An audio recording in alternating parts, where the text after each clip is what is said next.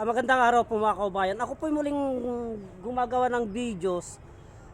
At ako po'y pauwi na, kagagaling ko lamang sa aking misyon. At dito sa aking dadaanan mga kaubayan ay narito yung mga halamang gamot na aking kailangan bukas sa aking pagmimisyon. Kaya kukuha po ako mga kaubayan. Bagong lahat mga kaubayan ay huwag po sana ninyong kalimutan na mag-subscribe sa aking YouTube channel at pakipollow na din po ang aking Facebook page, Juanito Valera 367. Ganon din po ang aking main account, Juanito Valera mga kaubayan.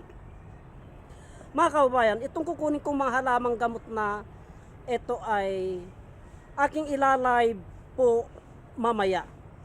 Ang una kong kukunin mga kaubayan ay napatapat po ako, hanggat naglalakad po ako ay napatapat po ako dito sa bahay ng aking kumpare at nakita ko po itong isang halamang gamot na ito po ay napakabisa po na panggamot sa ubo at hika.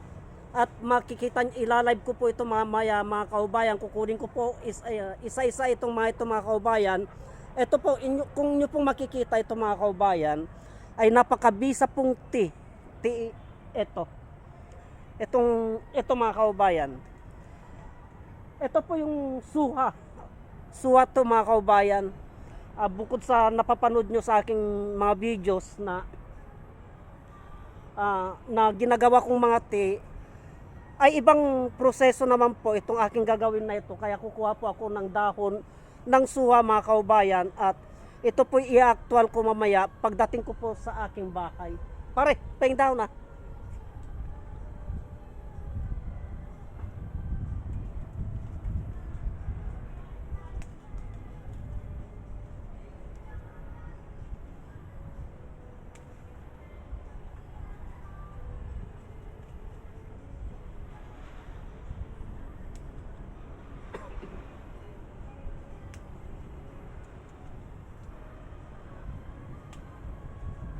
Ito po mga kaubayan, nakakuha na po ako ng dahon ng suha.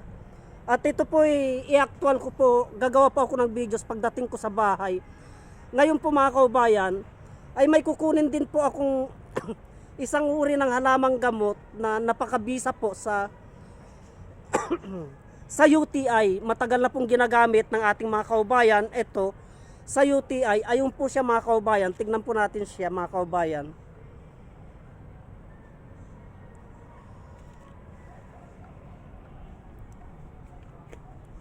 Ito po mga kaubayan yung banaba. Kukuha po ako ng banaba. Kukuha po ako ng banaba mga kaubayan. At ito po i-actual ko mamaya pagdating ko po sa bahay. Saglit lamang po at ako kukuha.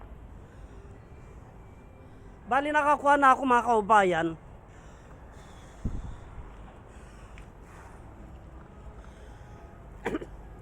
Ito po mga kaubayan ay itong banaba na ito mga kaubayan ay lingid sa ating kaalaman dito sa parte ng Zambales po noon.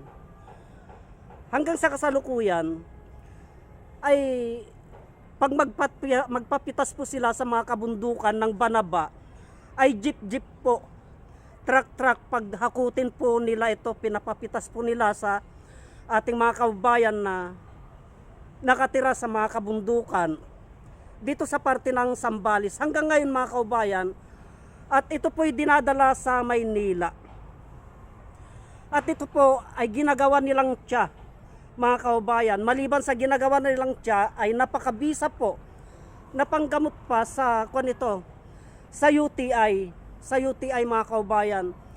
Marami na sa ating mga kaubayan at marami din po kaming tinuruan sa ating mga kaubayan na gumagamit nito tungkol sa karamdaman na UTI po. Nang halo nito mga kaubayan, mas lalong malakas ito pag sa UTI.